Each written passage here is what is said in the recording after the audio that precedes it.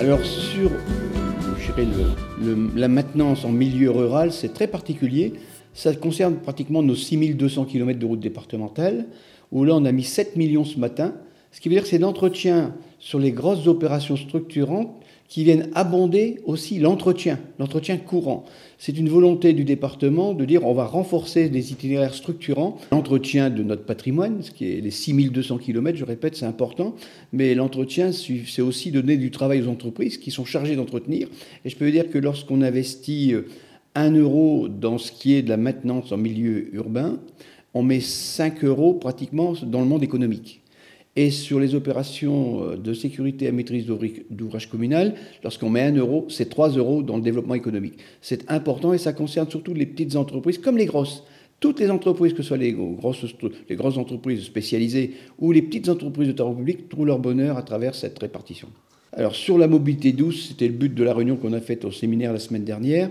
Il y a une volonté forte du département d'investir. Il investit déjà beaucoup, mais continuer. D'abord, on a un squelette qui est établi à travers les Eurovéloroutes, la 4 ou la 5. Donc la 4 qui concerne plus le littoral qu'on appelle la véloroute maritime, et la 5 qui est plus, je dirais, qui va de l'Artois jusqu'à l'Odomarois jusqu'à la Côte d'Opale.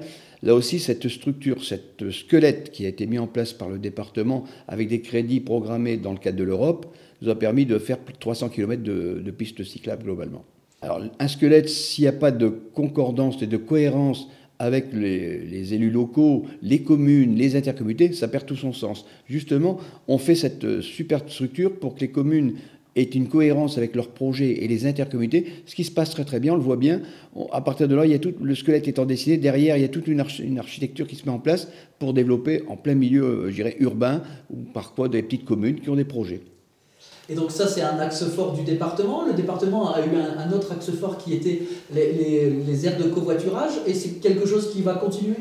Oui, alors là, on touche l'intermodalité. À partir de l'aire de covoiturage, on peut venir jusqu'à l'aire de covoiturage à vélo ou repartir à vélo. Et aussi, parfois, avec les circuits de car qui viennent compléter un petit peu l'intermodalité.